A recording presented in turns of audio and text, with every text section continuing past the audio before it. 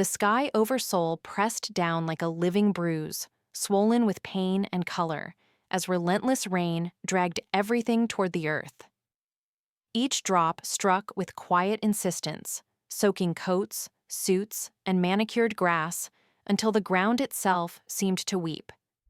Hundreds of black umbrellas opened across the lawn in slow, synchronized motions, blooming like poisonous flowers. Beneath them stood executives, relatives, politicians, and opportunists, drawn by gravity rather than grief. The chairman was dead, and where power vacated its throne, hunger followed. Kira Han stood apart from the mourners, physically present, yet emotionally exiled. The black veil over her face softened nothing of the truth written into her body. Her dark skin and tightly coiled hair cut through the pale uniformity around her. To this family, she was not a daughter, but a symbol, an American stray imported decades earlier to polish a global image. Even as rain traced cold paths down her neck, the familiar weight of judgment settled onto her shoulders. Whispers moved easily through the damp air, sharpened by resentment and entitlement. They were not meant to be secret. They were meant to sting. Look at her. She does not even cry, ungrateful wretch. She knows she is out on the street tomorrow. Madame Jiang will skin her alive. Kira heard every word and did not flinch. Her gaze remained fixed on the mahogany coffin as it descended into soaked earth, ropes straining, wood darkening under the rain. She had already mourned her father years ago, when dementia hollowed him out. What lay before her now was only a shell lowered into mud. Hours later, the family reconvened in the grand library, where towering shelves loomed like silent witnesses. Rain tapped against tall windows as Mr. Kim, the family lawyer, opened a worn leather folio with trembling hands. Madame Jiang sat rigid at the center, predatory and composed, while Ji Sung slouched beside her, scrolling on his phone. To my wife, I leave the Jeju summer villa and a monthly stipend of 50 million won. The words hung in the air. Madame Jiang's fan snapped shut, the sharp sound echoing her disbelief. Excuse me, a stipend? Mr. Kim swallowed and continued, the will moving forward without mercy. To my son Ji-sung, I leave the construction subsidiary. Ji-sung laughed shortly and finally looked up from his phone. Construction? That is the debt-heavy sector. Is this a joke? Mr. Kim hesitated and glanced toward the far shelves where Kira stood half-hidden. And to my daughter, Kira Han, I leave the controlling 51% stake of Hanbit Electronics, the main estate in Hanam-dong, and the title of interim chairwoman. Silence fell, dense and crushing, the moment before chaos reasserted itself. That thing? She is not blood, she is a pet, a mascot he bought for public relations. Kira stepped forward into the light, crossed the room, and signed the papers with calm precision. When she turned, her gaze settled on Madame Jiang, unblinking and unafraid. You have until 8 a.m. tomorrow to vacate the premises, Mother. I am sure the Jeju villa is lovely this time of year. She left the library without looking back. Inside, Madame Jiang screamed, then reached for her phone and dialed a number etched into memory. It is me. Activate the ghost. I want her gone. I want her broken, mentally, then physically. Make it look like a suicide. Make it look like the pressure was too much for the little stray. Hanbit headquarters rose like a monument of glass and steel, but inside the chairwoman's office, the air felt stagnant and almost suffocating. Kira was drowning not in water, but in pressure that tightened around her lungs with every passing hour. In the span of a single week, 12 death threats had arrived through different channels, including anonymous calls, encrypted emails, and handwritten notes slipped past security. Someone had mailed her a box of dead canaries, their yellow feathers dulled and lifeless, a grotesque warning that innocence died first. Twice, her car's brakes had failed, each time narrowly avoiding disaster.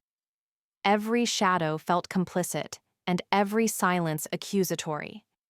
She needed a shield, something unbreakable, because the company's own security force was compromised, their loyalty pledged to Madame Jiang instead of her. What she needed was an outsider, someone untouched by Hanbit's internal rot. Send in the next one. Kira rubbed her temples as she spoke, fingers pressing into the dull ache that had become her constant companion. The office was immaculate, with a polished desk, floor-to-ceiling windows, and minimalist art chosen to project control. But none of it soothed her. The faint hum of the building's ventilation seemed louder than it should be, crawling under her skin. Each interview that day had blurred into the next, filled with confident smiles and rehearsed assurances from men whose eyes darted with calculation. She straightened in her chair, drawing on the last reserves of her authority as the door clicked open. The door opened, and Ren Seo walked in. The change was immediate and visceral, as if the atmosphere itself had thickened in response to his presence. The air grew heavier, pressing down on the room like an unseen weight. He wore a perfectly tailored black suit, but he did not resemble a corporate bodyguard or a polished executive. He looked like a weapon forced into formal wear, something dangerous pretending to be civilized. His movements were smooth and predatory, each step measured and silent. An instinctive shiver ran up Kira's arms as some buried part of her mind whispered a warning. Ren stopped in front of her desk without ceremony. He did not bow or offer the deferential nod she was accustomed to. His dark and relentlessly assessing eyes swept across the room, cataloging exits, angles, and reflections in the glass. Only after the space itself had been measured and judged did his gaze settle on her, pinning her in place with unsettling intensity. "You're the independent contractor?" Renamen.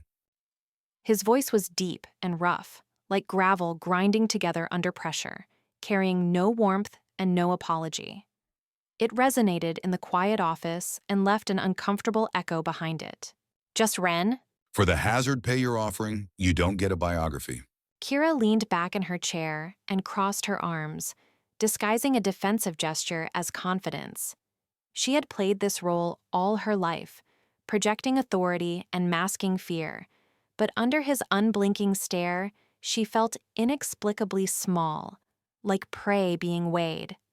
The memory of the men before him flickered through her mind, ex-police officers with rigid smiles and ex-military veterans listing commendations. None of them had made the room feel like this. "I've interviewed 10 men today, ex-police, ex-military. Why should I hire you?" Ren did not answer right away. Silence stretched, deliberate and controlled. He turned his back to her and walked toward the window behind her desk, his footsteps soft against the floor. Outside, the city sprawled beneath them, unaware of how close its most powerful figures were to falling. This glass isn't ballistic grade. He spoke calmly and almost conversationally, as if discussing the weather. There is a rooftop across the street with a direct line of sight. A sniper could take you out right now. He turned and raised a finger toward the ceiling vent, his movements precise. There's a subtle hum coming from that vent, likely a listening device installed within the last 48 hours. He crossed the room again and picked up her silver letter opener, lifting it with casual familiarity.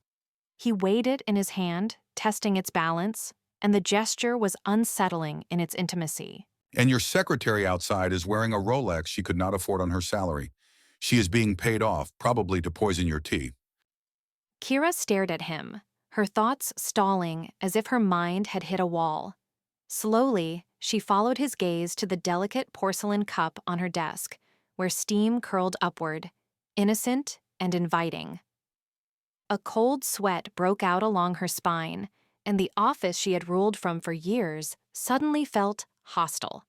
"You seem to know a lot about how to kill me." Her voice was barely above a whisper, fragile despite her effort to keep it steady. Ren leaned forward and placed both hands flat on her desk. The polished surface reflected his face as he brought it level with hers, invading her space without touching her. His presence was overwhelming and left no room for illusion. I know how to kill you in 20 different ways with a pencil, chairwoman, which is exactly why I'm the only one who can stop someone else from doing it. Kira held his gaze. Beneath his cold exterior was something immovable, a steadiness that felt real in a world of shifting alliances and polite betrayals. She realized she needed that solidity, even if it carried the risk of crushing her. "You're hired."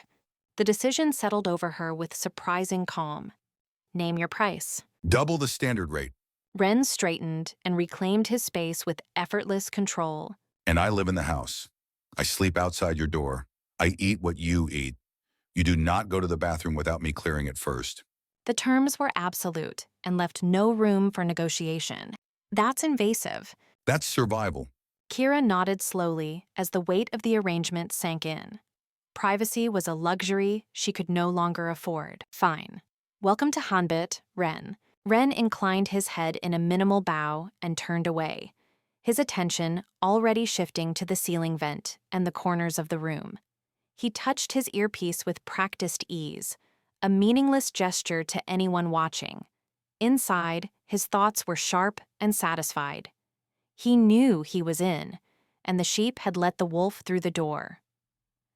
3 days after the first tremors of the plan had begun, the armored Maybach slid into the late-night arteries of Seoul like a predator disguised as luxury. The engine purred with controlled power, its sound muted by layers of steel and glass designed to resist bullets and explosions alike. Ren sat behind the wheel with rigid posture, his senses stretched thin as instinct cataloged every mirror and shadow. The city outside bled neon and headlights, reflections smearing across the windshield as traffic thickened toward the heart of Namsan. In the back seat, Kira was absorbed in a world of numbers and signatures as merger documents glowed softly on her tablet. She crossed and uncrossed her legs with absent precision, elegant without intention. Ren glanced at the rearview mirror more often than necessary, each look betraying him. The curve of her cheekbones caught the passing lights, and the long line of her neck pulled his attention like gravity. He scolded himself in silence and tightened his grip on the steering wheel until the leather creaked faintly. Focus was a command and a shield, a reminder of why he was there. Madame Zhang's instructions echoed with surgical clarity, letting the attacks happen and intervening only at the last possible moment. The mouth of the Namsan tunnel swallowed them as the light pulsed overhead and sound compressed into a hollow roar. Without warning, a heavy dump truck lurched sideways to block the lane ahead, while 2 dark SUVs surged up from behind. Steel and rubber closed in from every angle, turning the tunnel into a trap. "Ren," her voice cut through the enclosed air as rising panic sharpened her tone. "Why are we stopping?" Ambush. Stay down. Doors flew open and figures spilled out with machetes and bottles filled with fuel. Fire was never meant to scare, and Ren understood that the plan had crossed a fatal line.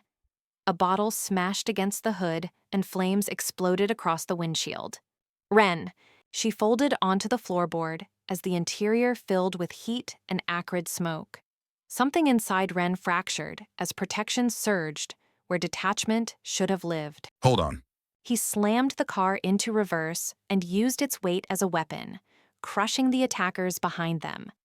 Ren stepped out into the flames with a baton in hand, final and unhesitating.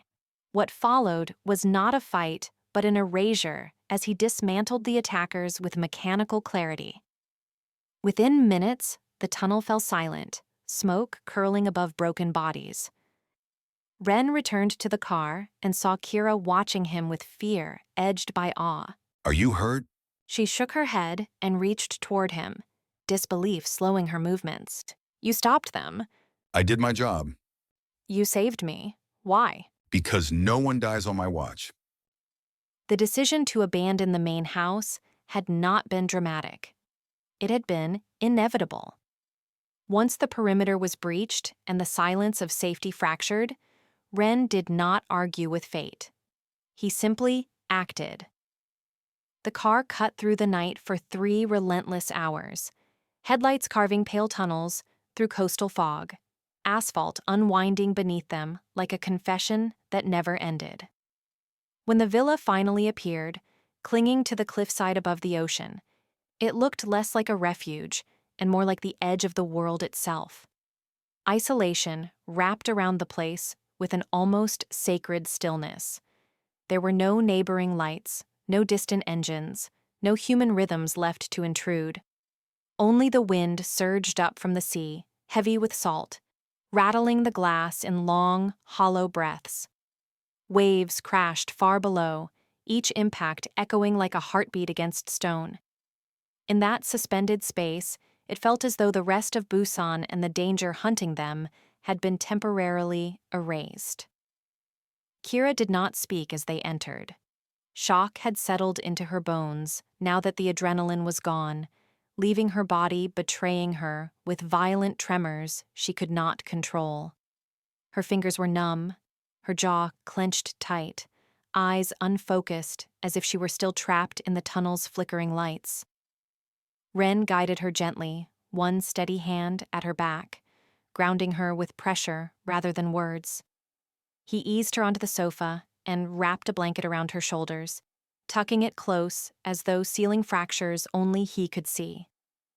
Then he turned away and went to the kitchen.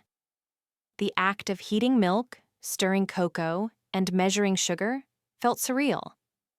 These were motions from another life, one where hands were clean and nights were quiet. Now his fingers were stiff, marked with drying blood and grease, moving carefully as if the cup itself might accuse him. When he returned, steam curled lazily from the mug, the scent of chocolate soft and disarming in the harshness of the night. He held it out to her, a small offering of normalcy amid ruin. "Drink. The sugar helps the shock." Kira accepted the mug with both hands, clutching it as if warmth were something that could escape. The heat seeped slowly into her palms. She looked up at him then, really looked, and the protective haze around her cracked. "You are bleeding." Ren followed her gaze. His white shirt was torn open at the bicep. The fabric darkened where blood had already begun to dry. The wound was shallow, a thin reminder carved by a blade in the tunnel, barely worth acknowledging by his standards.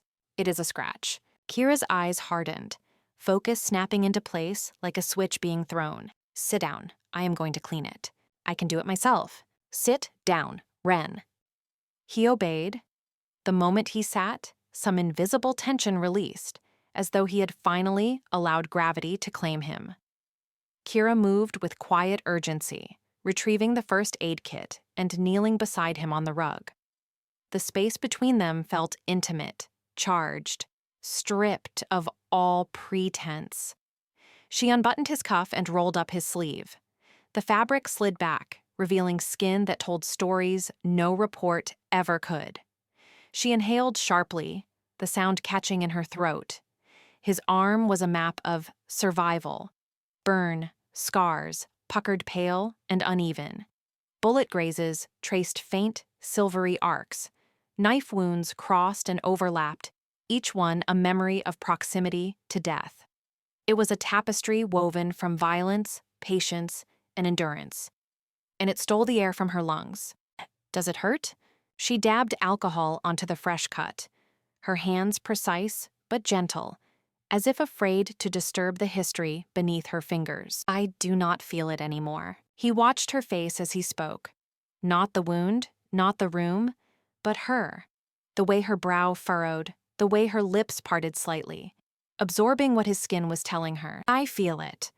Looking at it, I feel it for you." She finished bandaging him carefully, securing the gauze as though it were something fragile and sacred. When she was done, she did not move away. Her hand remained on his forearm, resting over scars that had never known tenderness. The contact was steady, intentional, and devastating. "Ren, why do you do this? Why do you live like this?" The question hung between them, heavier than the storm outside. Ren's answer came without hesitation, as if it had been waiting for years. Because I have no soul, Kira. I am a weapon. Weapons do not get to live in peace.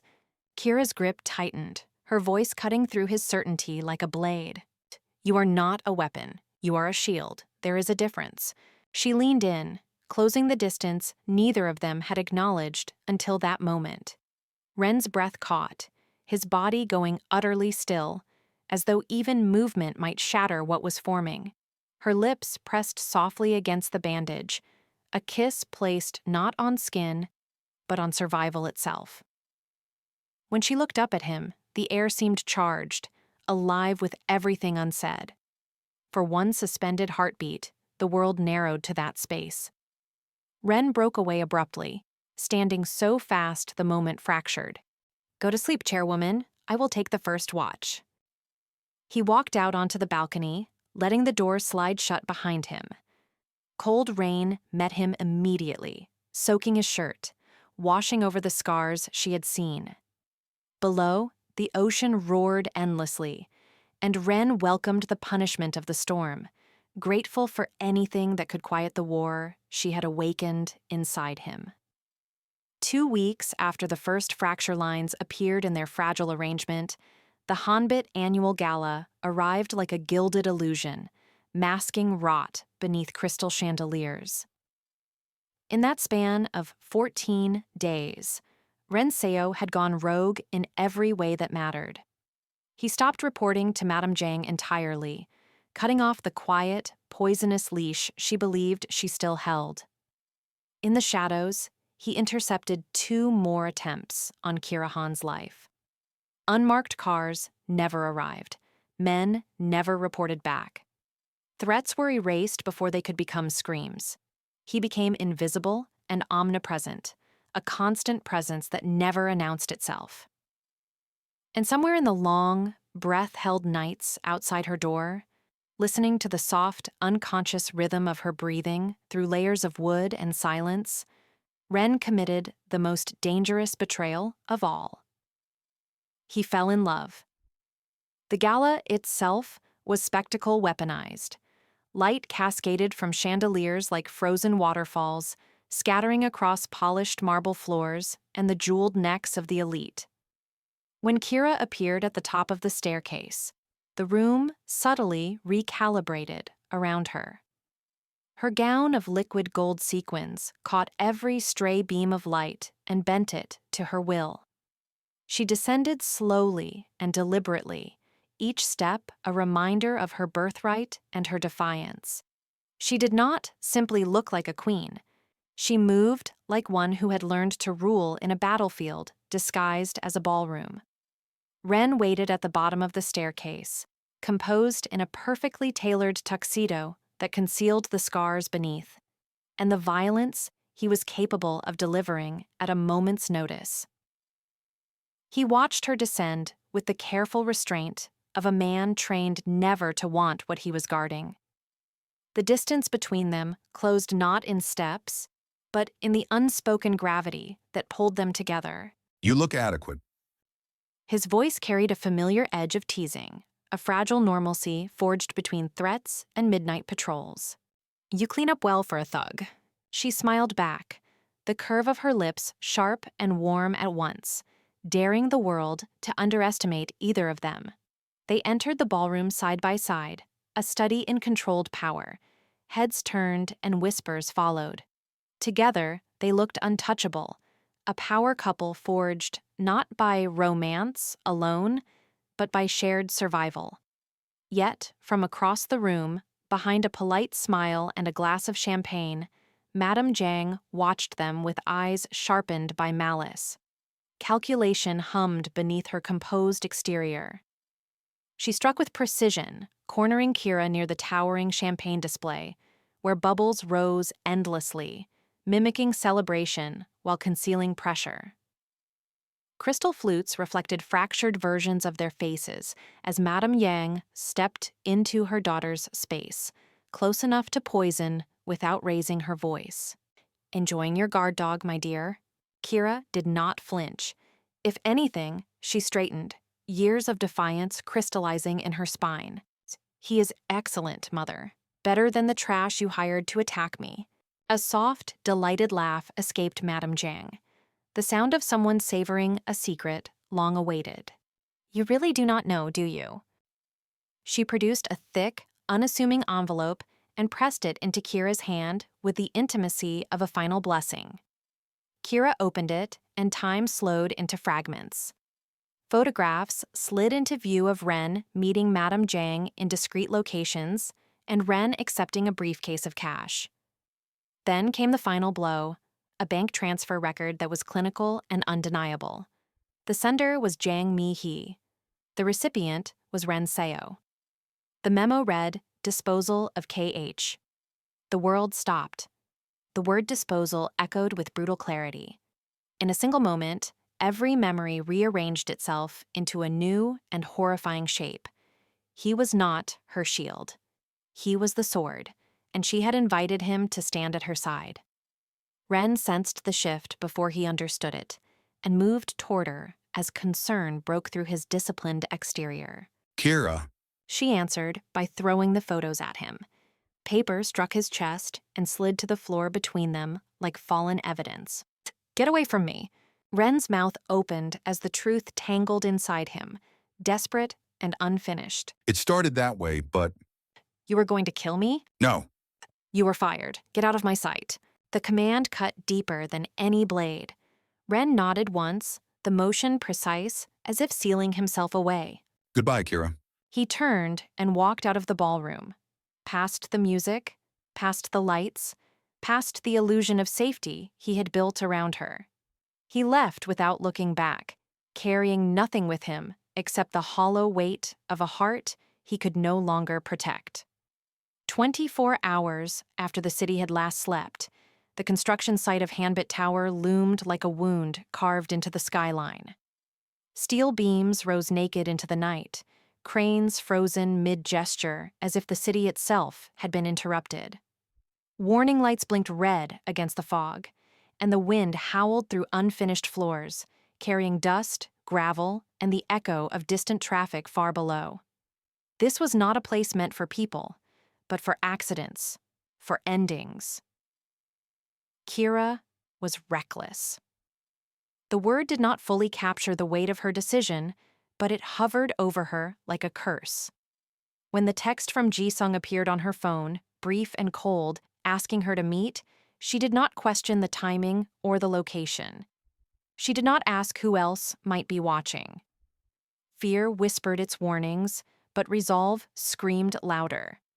She went alone, carrying nothing but her determination and the quiet hope that she could still control the outcome. At the very top of the tower, where the concrete floor ended abruptly in open air, Madame Jiang waited. She stood with calm authority, her coat unmoved by the wind, mercenaries positioned behind her like obedient shadows. Their presence turned the empty rooftop into an execution ground. Every man there knew his role, and every weapon was already an answer to a question no one bothered to ask. Sigantond, Kirkent, Sudur Fruos, Omita even let the Kakadios. Her off. The order was delivered without emotion, as casual as dismissing an inconvenience. The mercenaries moved forward in unison, boots scraping against concrete, their figures growing larger and more suffocating. The edge of the tower yawned behind Kira, a vertical drop that promised darkness and finality. The wind roared louder, as if anticipating what was about to happen. Kira closed her eyes. In that suspended moment, memories collided in her mind. Regret, defiance, fear, and an aching sense of unfinished words. She braced herself, muscles locked, breath held tight in her chest, waiting for hands to shove her forward and gravity to do the rest. Then the night shattered. An engine roared from somewhere impossible, a mechanical snarl tearing through the air and overpowering the wind. Concrete and sparks exploded as a motorcycle burst violently from the elevator shaft, metal screaming against metal. The mercenaries staggered back in shock, their formation breaking as chaos ripped through their certainty. Ren appeared like a force of defiance given flesh. He swung the motorcycle to a halt, dismounted in one fluid motion, and placed himself between Kira and death. Dust swirled around him, his silhouette sharp against the warning lights. He did not look at the mercenaries first.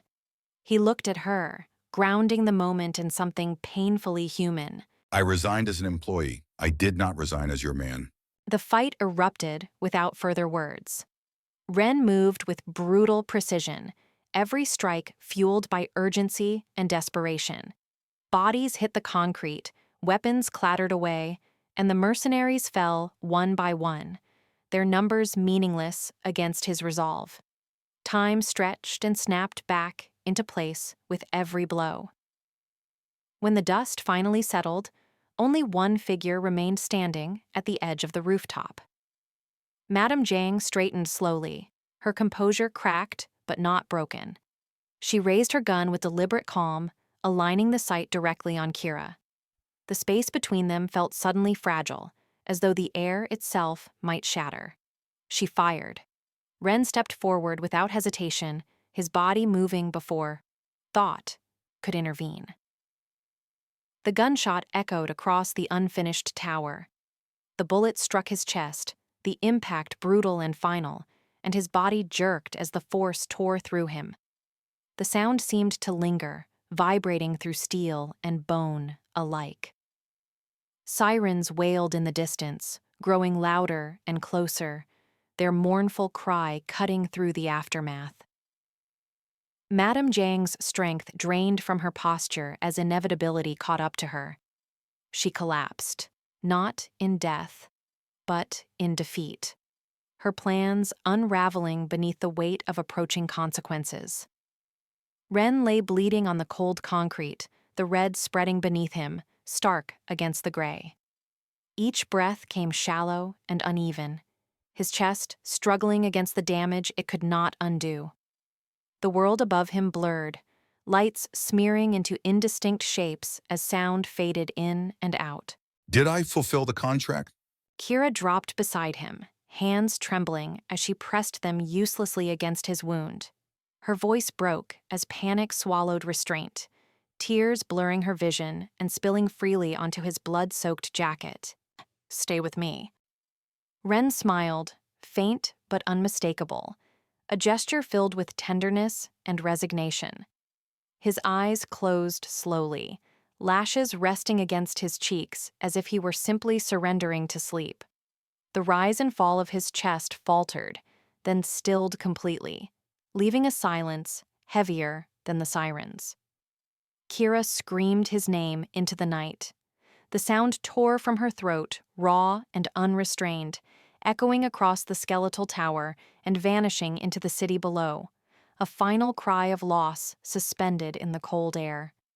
The intensive care unit breathed in a steady, artificial rhythm, a cathedral of glass and steel where machines whispered life into fragile bodies. Monitors glowed with restrained urgency, their green and blue lines tracing promises and warnings in equal measure. Antiseptic hung in the air, sharp and clean, cutting through the muted hush of the ward. Beyond the frosted windows, Seoul moved on, but here, time slowed to the cadence of a single sound, patient and relentless, insisting that survival was an act renewed every second. The beeping did not merely sound, it counted. Each pulse marked a negotiation between pain and persistence, a metronome for a man hovering between sleep and waking. The rhythm pressed into the room like a heartbeat not his own, reminding anyone who listened that life, for now, was being measured in electrical signals and oxygenated breaths. The bed rails gleamed faintly, witnesses to a week of vigil and waiting. Ren's eyelids fluttered as consciousness returned in fragments. Light seeped through the haze, too bright at first, slicing through the darkness behind his eyes. Sensation followed, weight in his chest, dryness in his throat, a dull ache that radiated outward with every breath. Memory lagged behind feeling, arriving in broken images that refused to settle, as if his mind needed proof that waking was safe before fully committing. As his vision steadied, the room resolved into details. The IV line tethering him to the pole, the thin blanket tucked with clinical precision, the chair pulled too close to the bed. A hand was wrapped around his, warm and real, anchoring him to the present. That touch did more than the machines ever could. It told him he had not woken up alone. "You're awake." Kira's voice barely disturbed the air, shaped to fit the fragile moment. She leaned forward instinctively, as if proximity alone could keep him from slipping back under. Her fingers tightened around his hand, a silent confession of fear held in check for days. In her eyes lived exhaustion and relief, braided together so tightly they were indistinguishable. Unfortunately, The word scraped its way out of him, rough and unpolished.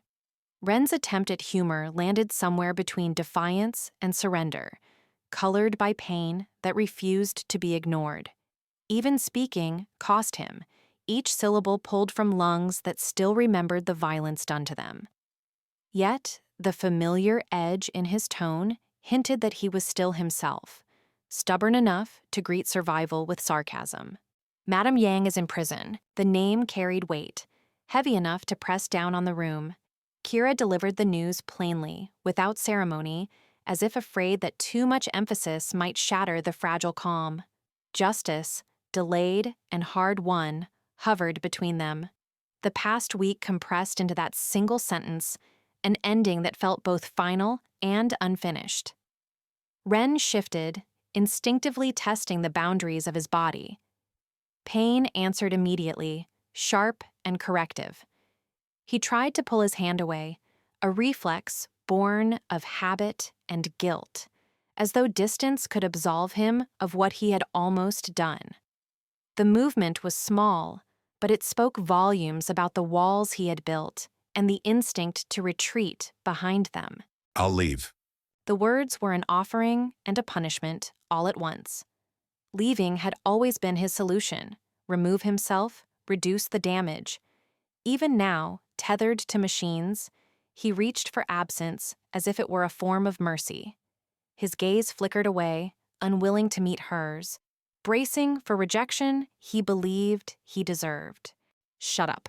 The command cut through the room, sharp and unmistakable. Kira straightened, resolve hardening her features.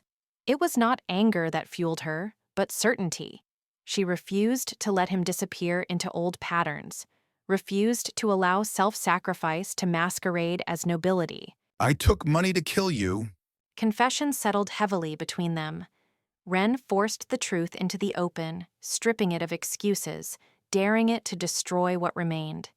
The admission carried shame, regret, and a desperate need to be seen clearly, flaws and all. His grip tightened reflexively, as if holding on might keep the ground from giving way beneath him. "And you took a bullet to save me," she answered without hesitation, balancing the scales with a single, undeniable fact. Her words reframed the past, refusing to let it be defined by betrayal alone. In that exchange, blame loosened its hold, replaced by a harder truth that choices could condemn, but they could also redeem. Kira leaned closer, crossing the last inch of space between them. Her movement was deliberate and intimate, as if proximity itself were a contract being drafted. The steady beep of the monitor faded into the background, overshadowed by the quiet gravity of what she was about to propose. "You're unemployed now, right?" The question carried a hint of mischief beneath its seriousness. It was an opening, carefully chosen, testing whether he would follow her lead. Her thumb brushed lightly against his knuckles, grounding him in the moment, daring him to imagine a future that did not involve running. Technically, The answer came easier this time, almost a smile hiding in the word. Acceptance, tentative but present, softened his posture. For the first time since waking, the room felt less like a holding cell and more like a crossroads. "Good, because I have a new opening, director of operations, and husband." The declaration landed with calculated calm, its implications rippling outward. This was not just an offer of work or love, but of belonging, an audacious merging of trust and partnership. In that instant, the sterile ICU transformed into a place of negotiation far more personal than any boardroom. Husband? The single word held disbelief, wonder, and a flicker of hope he had long denied himself. His eyes searched hers, looking for irony or retreat, and finding none.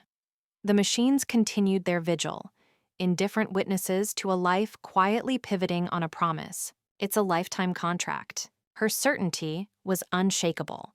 She framed commitment in the language he understood best: terms, duration, and consequences, stripping romance of its fragility and reforging it into something durable. It was an offer without an escape clause, and she meant every word. Where do I sign? The answer sealed it. Humor returned, steadier now, threaded with sincerity. In the hum of machines and the glow of monitors, a new agreement took shape, one not written on paper, but etched into shared survival. The beeping continued, but it sounded different now, less like a warning and more like a beginning. 1 year later, the Hanbit headquarters rose above Seoul like a modern fortress of glass and steel, its uppermost penthouse sealed behind layers of security and silence. Inside, time seemed to move differently. The air was calm, conditioned, and faintly perfumed with polished stone and restrained power.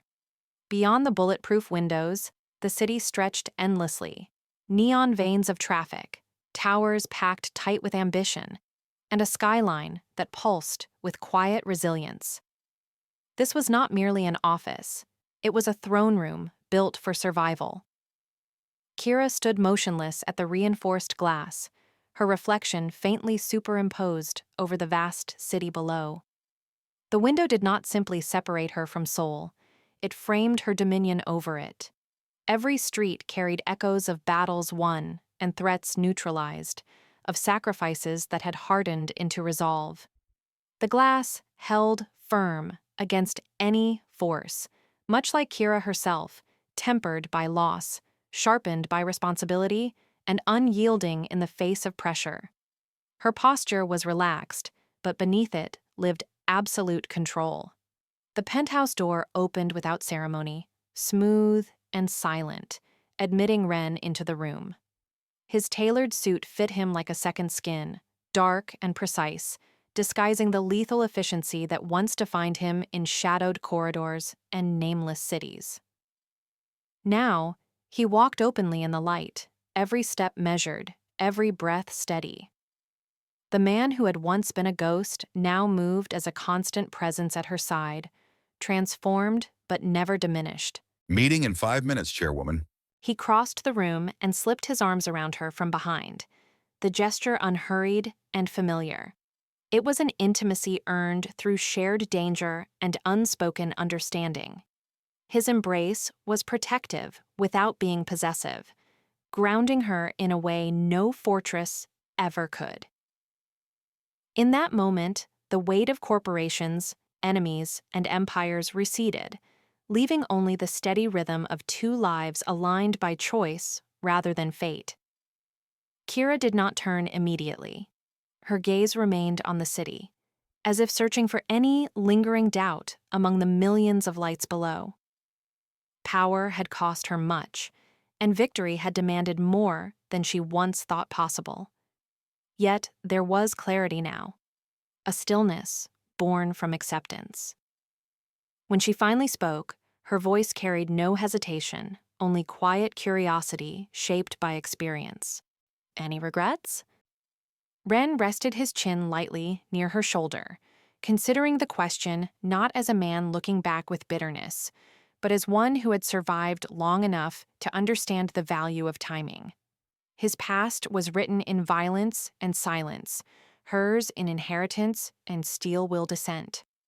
All of it converged here. When he answered, there was no irony, no darkness, only sincerity honed sharp by truth. Only one that I did not meet you sooner. Together, They turned away from the window and walked toward the door, fingers interlaced with quiet certainty. Each step echoed softly across the penthouse floor, not as a retreat from the past, but as an advance into a future they intended to command. Side by side, they were more than titles or legends. The heiress and the hitman, the queen and her knight, not bound by illusion, not driven by fear. They moved forward as something far more dangerous, unstoppable,